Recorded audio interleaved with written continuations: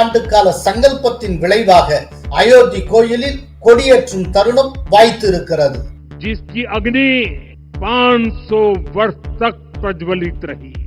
வளர்ச்சியடைந்த பாரதத்தை உருவாக்க நமக்குள் இருக்கும் ராமரை நாம் தட்டி எழுப்ப வேண்டும். साल 2047 तक विकसित बनाना है तो हमें अपने भीतर राम को जगाना होगा. மோடி 2027 தேர்தலை குறிவைத்து தன்னுடைய அடிப்படையான பிரச்சாரத்தை அயோத்தியில் தொடங்கிவிட்டார். கோமாளி ராஜாவான ட்ரம்புக்கு ஏற்பு விகிதத்தை விட எதிர்ப்பு விகிதம் 11% அதிகமாக உள்ளது. உலக அளவில் கடந்த 10 ஆண்டுகளுக்கு மேலாக முதலிடத்தை தக்க வைத்துள்ள ஒரே தலைவர் நம்முடைய பிரதமர் மோடி மட்டும்தான். கோலஹலாஸ் டிவி யூடியூப் சேனல், இது வாய்மையின் எக்காலம். அயோத்தியில் காவிக்கொடி காற்றை கிழித்து பறந்துள்ளதே. வணக்கம் நண்பர்களே. அயோத்தி ராமர் கோயிலில் காவிக்கொடி பட்டொளி வீசி பறக்கிறது. நேற்று நடைபெற்ற கொடியேற்று நிகழ்வில் பங்கேற்ற பிரதமர் மோடி காவிக்கொடியினை ஏற்றி வைத்தார். அயோத்தி பாலராமர் கோயிலில் கட்டுமான பணிகள் அனைத்தும் நிறைவடைந்து விட்டதை கொடியேற்று நிகழ்வு குறிக்கிறது. நேற்று காலை 11:52 மணி முதல் பகல் 12:35 மணி வரை சுப முகூர்த்த நேரத்தில் அயோத்தி ராமர் கோயில் கோபுர உச்சியில் தர்ம துவஜா ரோகணம் என்று அழைக்கப்படும் காவிக்கொடி ஏற்றும் நிகழ்வு கோலாகலமாக நடைபெற்றது. அயோத்தி ராமர் கோயிலின் 161 அடி உயர கோபுர விமானத்தின் மீது 30 அடி உயர கொடிக்கம்பம் அமைக்கப்பட்டிருந்தது. அதில் 22 அடி நீளமும் 11 அடி அகலமும் கொண்ட முக்கோண வடிவ காவி நிற கொடியை பிரதமர் மோடியும் RSS தலைவர் மோகன் பாகவத்தும் இணைந்து ஏற்றினர்.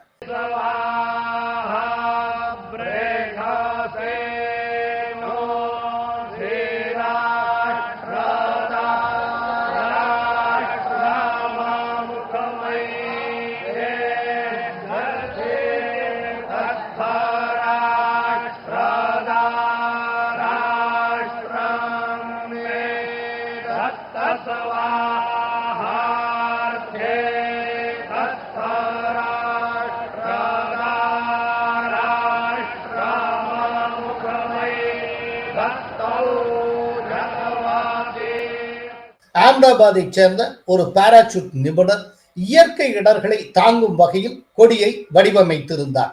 3 கிலோ எடை கொண்ட அந்த கொடி இந்தியர்களின் பாரம்பரியத்தை பிரதிபலிக்கும் வகையில் உருவாக்கப்பட்டிருந்தது.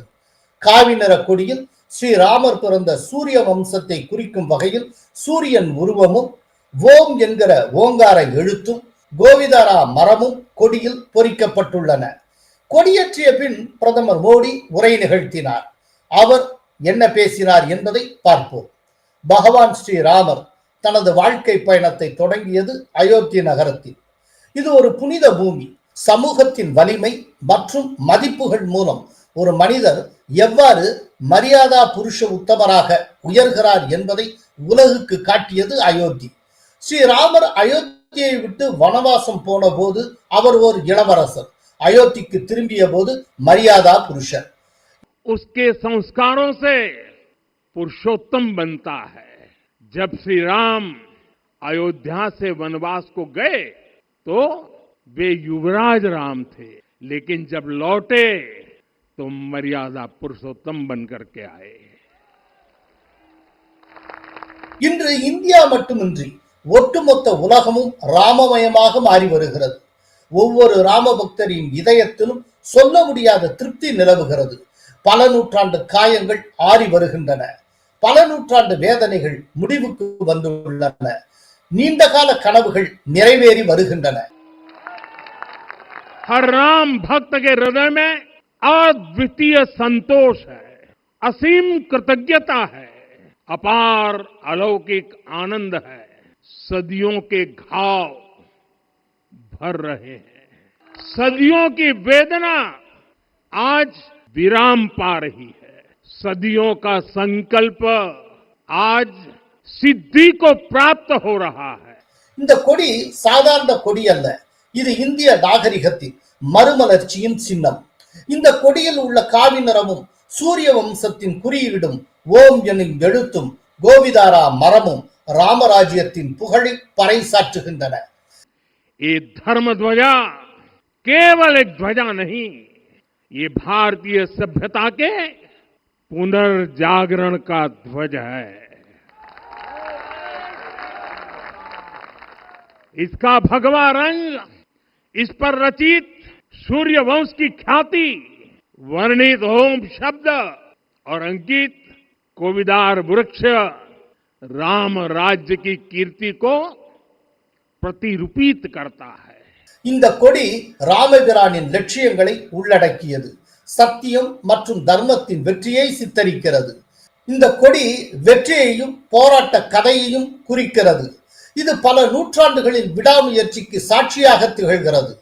ये ध्वज संकल्प है, ये ध्वज सफलता है, ये ध्वज संघर्ष से सृजन की गाथा है, ये ध्वज सदियों से चले आ रहे स्वप्नों का साकार स्वरूप है. ராமரின் கொள்கைகளான உண்மையே தர்மம், பாகுபாடற்ற துன்பமில்லாத சமூகம், அமைதி மற்றும் மகிழ்ச்சி, வறுமையற்ற உலகம் ஆகியவற்றை இந்த கொடி காட்டும்.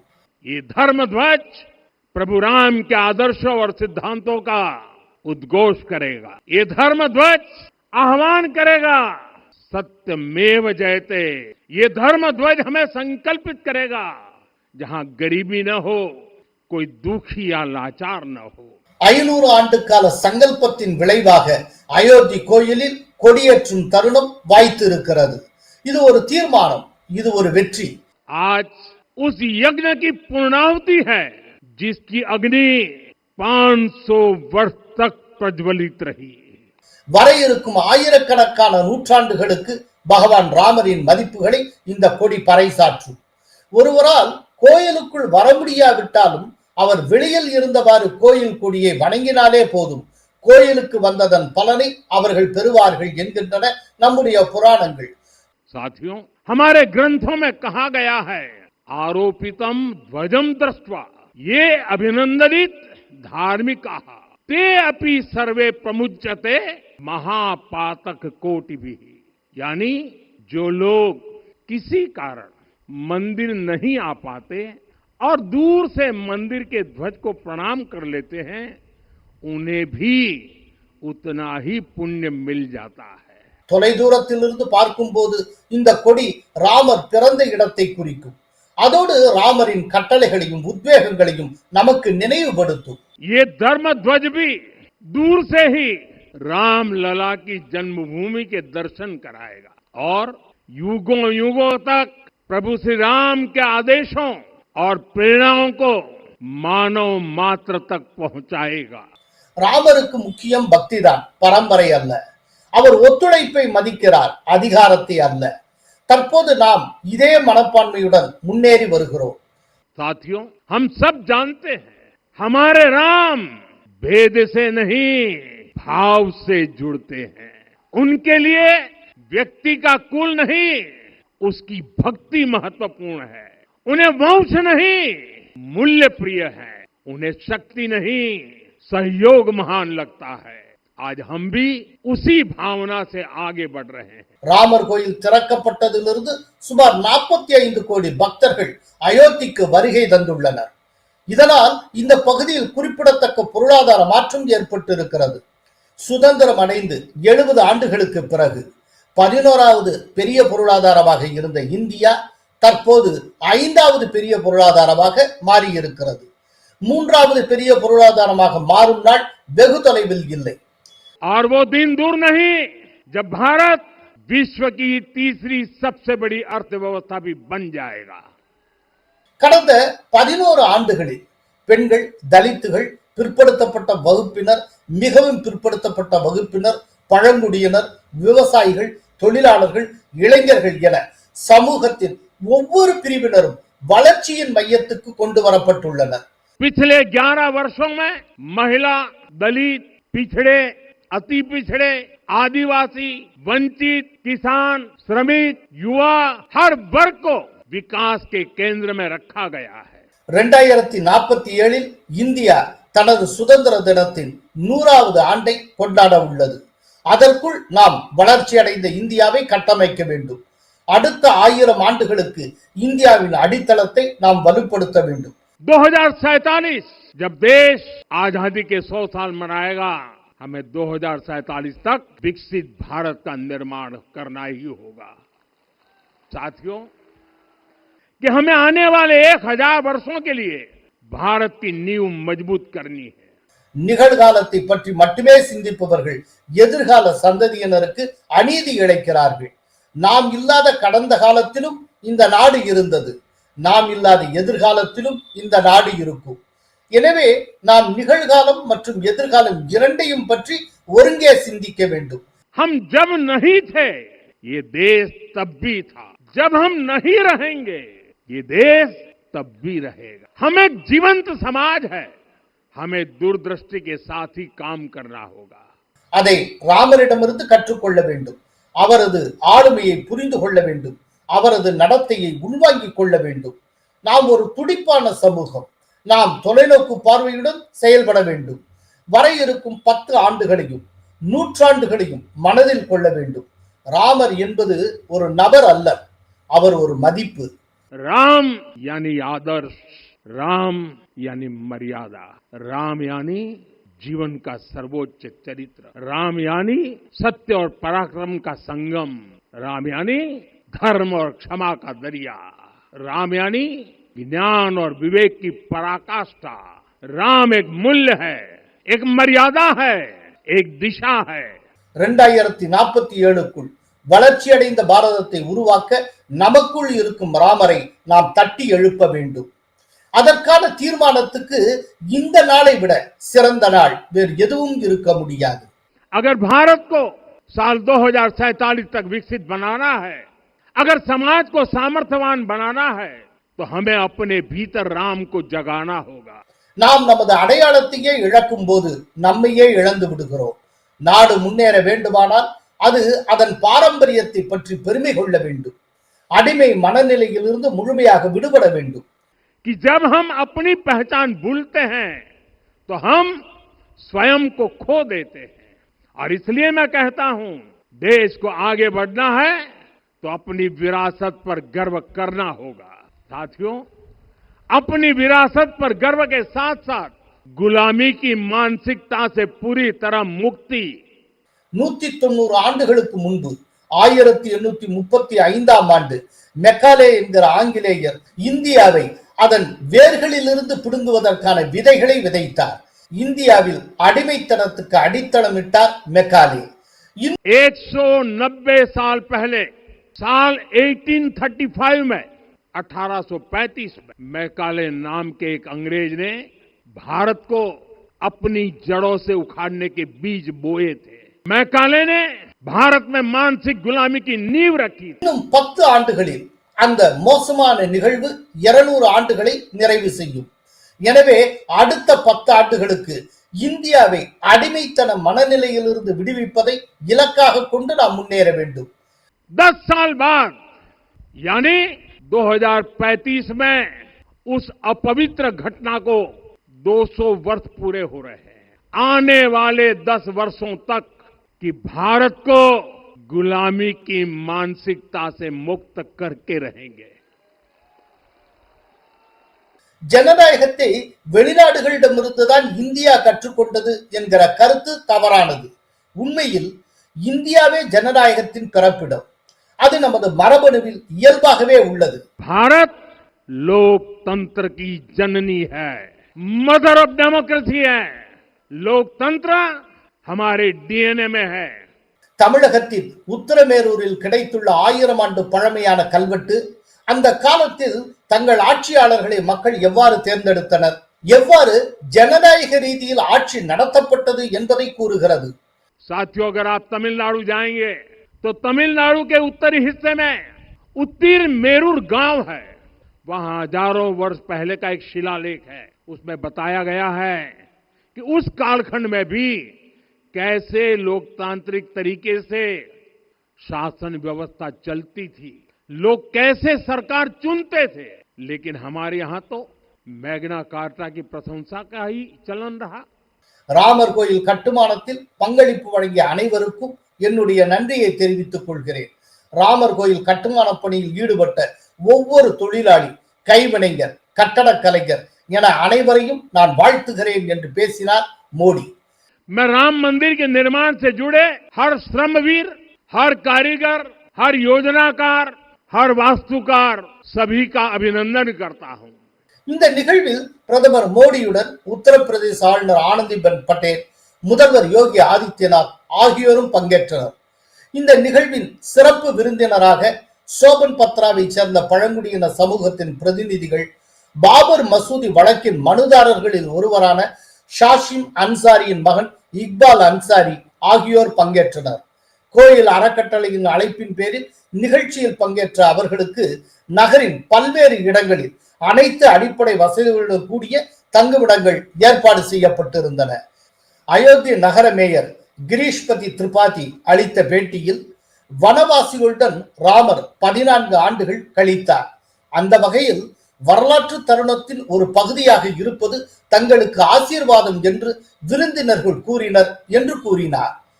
முன்னதாக ரோட் ஷோ நடத்திய மோடிக்கு அயோத்தி நகர மக்கள் உற்சாக வரவேற்பு கொடுத்தனர்.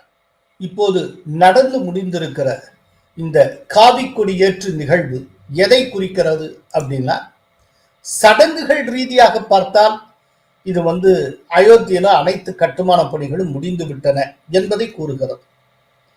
ஆனால் அதற்கு பின்னால் ஒரு மிக முக்கியமான அரசியலின் தொடக்கம் இருக்கிறது. அதை நாம் புரிந்து கொள்ள வேண்டும். 2027 ஆண்டு உத்தரப்பிரதேச சட்டப்பேரவைக்கான தேர்தல் நடைபெற உள்ளது.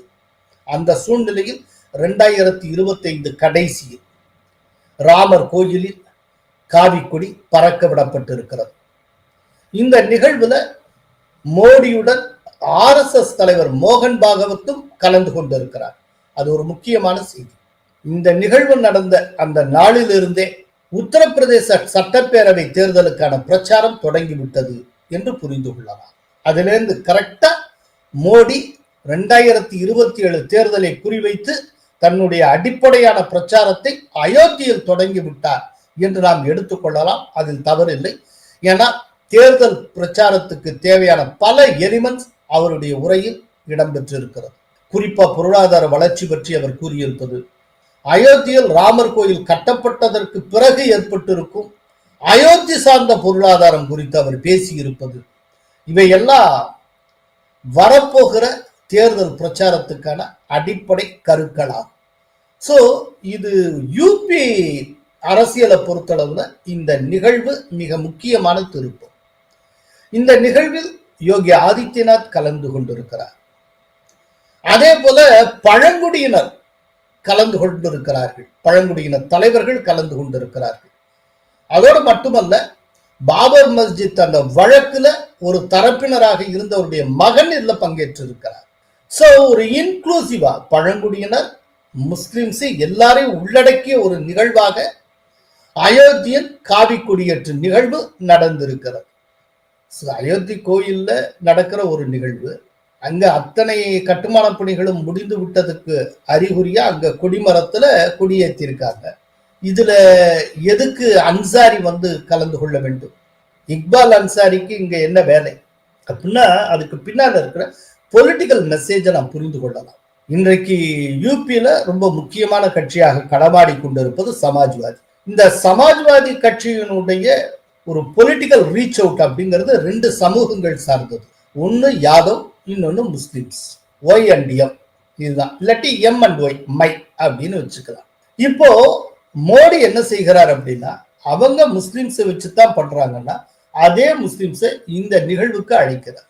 முஸ்லிம்ஸை ரீச் அவுட் பண்றதுக்கும் அவர்களுடைய வாக்குகளில் ஒரு பகுதியை பெறுவதற்கும் மோடி தெளிவாக முயற்சி மேற்கொண்டிருக்கிறார்.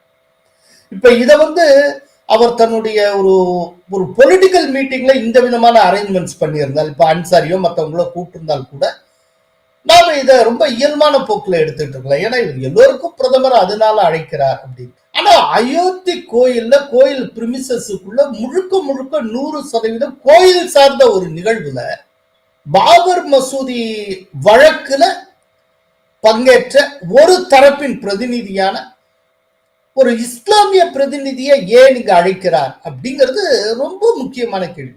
அப்படின்னா அது கொடுக்கக்கூடிய மெசேஜ் என்ன அப்படின்னா, இன்க்ளூசிவ் அப்படிங்கிற பேர்ல பிஜேபி யூபியில இருக்கக்கூடிய முஸ்லிம்ஸையும் ரீச் அவுட் பண்ணுவதற்கு முயற்சி செய்து கொண்டிருக்கிறது. இப்ப ஆல்ரெடி பஸ்மந்தா முஸ்லிம்ஸை ரீச் அவுட் பண்ணியாச்சு. எப்படி இந்துக்கள்ல ரொம்ப கடைக்கோடிய பட்டியல் சமூகத்தை சார்ந்த பலர் இந்துக்கள் இருப்பார்களோ அதுபோல முஸ்லிம்ஸ்லயும் கடைக்கோடி முஸ்லிம்ஸ் யூபியில உண்டு. அந்த முஸ்லிம்ஸ் பஸ்மந்தா முஸ்லிம்ஸ் பேர். அவர்கள் கடைநிலை வேலைகளை செய்து வருகிறார்கள், செருப்பு தைக்கிறது, இந்த மாதிரி வேலை. அவங்கள மற்ற முஸ்லிம்ஸ் கண்டுகொள்வதும் கிடையாது. இந்த பஸ்மந்தா முஸ்லிம்ஸுக்கும் ஒரு மெயின் ஸ்ட்ரீம் முஸ்லிம்ஸுக்கு இடையில கொள்வினை கொடுப்பினை எதுவும் கிடையாது. பெண்ணு கொடுத்து பெண் எடுக்காது எதுவும் கிடையாது. சோ முஸ்லிம் சமூகத்துக்குள்ளேயே அவர்கள் தனித்து விடப்பட்டவர். இப்போ அவங்கள ஆல்ரெடி பிஜேபி ரீச் அவுட் பண்ணியிருக்கு. அந்த பஸ்மந்தா முஸ்லிம் பிரிவை சார்ந்த ஒருவர் யோகி ஆதித்யநாத் அமைச்சரவையில மினிஸ்டரா இருக்கிறார். ஸோ அதை ஆல்ரெடி ரீச் அவுட் பண்ணிட்டாங்க. ஸோ இப்போ மற்ற முஸ்லிம்ஸை ரீச் அவுட் பண்ணுவதற்கான ஒரு ராஜதந்திரத்தை அயோத்தி கோயிலில் வைத்து தொடங்கி இருக்கிறார் மோடி. டோட்டல் அப்படின்னா இதுதான் இப்போ வரப்போற எலெக்ஷனுக்கு பிஜேபி போட போற ப்ளூ பிரிண்ட். இன்க்ளூசிவ் அப்படிங்கிற ஒரு நேரட்டிவை கொண்டு போய் சேர்க்க போறாங்க. இந்த இன்க்ளூசிவ் அப்படிங்கிற பேர்ல சமாஜ்வாதி பார்ட்டி முழுமையாக நம்பிக்கொண்டிருக்கக்கூடிய இஸ்லாமிய வாக்கு வங்கியை பிஜேபி உடைக்க இருக்கிறது. அநேகமா விரைவில் யாதவர்கள் வாக்குகளையும் கைப்பற்றுவதற்கான ஒரு செயல் திட்டத்தை மோடி ஏதேனும் ஒரு தருணத்தில் ஆரம்பிப்பார் அப்படின்னு நான் நினைக்கிறேன். ஸோ ஒரு மிகப்பெரிய அரசியல் திருப்பு முனைக்கான அச்சாணியாக இந்த அயோத்தி ராமர் ஆலய கொடியேற்று நிகழ்வு நடந்திருக்கிறது அப்படின்னு ஒரு பொலிட்டிக்கல் அனலிஸ்டாக என்னுடைய பார்வையை பதிவு செய்கிறேன். உலகத் தலைவர்கள் மத்தியில் முதலிடத்தை பிடித்திருக்கிறாரே பிரதமர் மோடி. தான் ஒரு அசைக்கப்பட முடியாத மாமனிதர் என்பதை மோடி மீண்டும் நிரூபித்திருக்கிறார். அமெரிக்க தலைநகர் வாஷிங்டனிலிருந்து செயல்படும் மார்னிங் கன்சல்ட் பொலிட்டிக்கல் இன்டெலிஜென்ஸ் எனும் நிறுவனம் அமெரிக்கா, இந்தியா உள்பட 24 நாட்டு தலைவர்களின் தரவரிசை பட்டியலை சில நாட்களுக்கு முன் வெளியிட்டது. அதன்படி 71% ஏற்பு விகிதம் பெற்று முதலிடம் வகிக்கிறார் பிரதமர் நரேந்திர மோடி. இந்த ஆய்வின் நோக்கம் குறிப்பிட்ட நாடுகளின் அரசு தலைவர்கள் எந்த அளவுக்கு அவரவர் நாட்டு மக்களால் ஏற்றுக்கொள்ளப்பட்டிருக்கிறார்கள் என்பதை மதிப்பீடு செய்வதாகும். அந்தந்த தலைவருக்கான மக்களின் ஏற்பு விகிதத்தை, அதாவது அப்ரூவல் ரேட்டிங்ஸை கண்டறிந்து தரவரிசைப்படுத்தி அதன் அடிப்படையிலான பட்டியலை வெளியிட்டு வருகிறது மார்னிங் கன்சல்ட். அதற்காக அந்தந்த நாடுகளில் இணையம் மூலம் சர்வே நடத்துகிறது மார்னிங் கன்சல்ட். அப்படி இந்த ஆண்டு நவம்பர் 6 முதல் 12ஆம் தேதிக்குள் நடத்தப்பட்ட சர்வே முடிவில் தான் மோடி தொடர்ந்து முன்னிலை பெற்று உலக தலைவர்கள் மத்தியில் முதலிடத்தை பெற்றிருக்கிறார். பிரதமர் மோடி 71% ஏற்பு விகிதம் பெற்று உச்சம் தொட்டிருக்கிறார். அவருக்கு எதிராக 22% பேர் வாக்களித்துள்ளனர். 7% பேர் கருத்து சொல்ல விரும்பவில்லை. எதிர்வாக்குகளை கழித்துவிட்டு பார்த்தால் மோடி பெற்றிருக்கும் நிகர ஏற்பு விகிதம், அதாவது நெட் அப்ரூவல் ரேட்டிங் 49% ஆகும். இது பிரம்மாண்டமான சதவிகிதம் ஆகும். 2023 பிப்ரவரியில் 78% ஏற்பு விகிதத்துடன் உச்சத்தில் இருந்தார் மோடி. 2023 ஏப்ரல் மற்றும் செப்டம்பரில் 76% ஏற்பு விகிதத்துடன் மோடி தொடர்ந்து முதலிடம் பிடித்திருந்தார். 2024 மக்களவை தேர்தலுக்கு பின், அதாவது 2024 ஜூன் மாத சர்வேயில் அவரது ஏற்பு விகிதம் முதன்முறையாக 70%க்கும் கீழே போனது. அதாவது 69% இருந்தது. கடந்த 10 ஆண்டுகளில் முதன்முறையாக 70%க்கும் கீழே போனார் மோடி. இந்த சரிவிலிருந்து மீண்டு இந்த ஆண்டு நவம்பரில், அதாவது தற்போது 71% பெற்றிருக்கிறார். மோடிக்கு அடுத்தபடி ஜப்பான் பிரதமர் சானே டகாய்ச்சி 62% ஏற்பு விகிதம் பெற்று 2ஆம் இடத்தில் உள்ளார். அவருக்கு எதிராக 23% பேர் வாக்களித்துள்ளனர். 15% பேர் கருத்து சொல்ல விரும்பவில்லை. எதிர்வாக்குகளை கழித்துவிட்டு பார்த்தால் சனே டகாய்ச்சி பெற்றிருக்கும் நிகர ஏற்பு விகிதம் 39% மட்டுமே. தென்கொரிய பிரதமர் லீ ஜே மயூங் 58% ஏற்பு விகிதம், 32% எதிர்ப்பு விகிதத்துடன் 3வது இடத்தில் உள்ளார். ஆஸ்திரேலிய பிரதமர் ஆண்டனி அல்பனீஸ் 58% ஏற்பு விகிதத்துடன் 4ஆம் இடத்தில் உள்ளார். அவருக்கான எதிர்ப்பு விகிதம் 33% ஆகும். அர்ஜென்டினா அதிபர் சேவியர் மிலி 56% ஏற்பு விகிதத்துடன் 5வது இடத்தில் உள்ளார். அவருக்கான எதிர்ப்பு விகிதம் 40% ஆகும். எதிர்வாக்குகளை கழித்துவிட்டு பார்த்தால் நெட் அப்ரூவல் ரேட்டிங் 16% மட்டுமே. அமெரிக்க அதிபர் டொனால்ட் ட்ரம்ப் 41% ஏற்பு விகிதத்துடன் 8வது இடத்தில் உள்ளார். அவருக்கான எதிர்ப்பு விகிதம் 52% ஆகும். கோமாளி ராஜாவான ட்ரம்புக்கு ஏற்பு விகிதத்தை விட எதிர்ப்பு விகிதம் 11% அதிகமாக உள்ளது. இந்திய எதிரியான துருக்கி அதிபர் எர்டோகன் 35% ஏற்பு விகிதத்துடன் 15வது இடத்தில் உள்ளார். அவருக்கான எதிர்ப்பு விகிதம் 50% ஆகும். ஏற்பு விகிதத்தை விட எதிர்ப்பு விகிதம் 15% அதிகமாக உள்ளது. இந்த பட்டியலின் கடைசி இடத்தில் பிரான்ஸ் அதிபர் எமானுவேல் மக்ரான் உள்ளார். அவருடைய ஏற்பு விகிதம் 12% மட்டுமே. எதிர்ப்பு விகிதம் 80% உள்ளது. ஏற்பை விட எதிர்ப்பு 68% அதிகம். இந்த பட்டியலில் சீனா, பாகிஸ்தான் ஆகியன சேர்க்கப்படவில்லை. உலக அளவில் கடந்த 10 ஆண்டுகளுக்கு மேலாக முதலிடத்தை தக்க வைத்துள்ள ஒரே தலைவர் நம்முடைய பிரதமர் மோடி மட்டும்தான். நன்றி, வணக்கம். கோலஹலாஸ் டிவி யூடியூப் சேனல், இது வாய்மையின் எக்காலம்.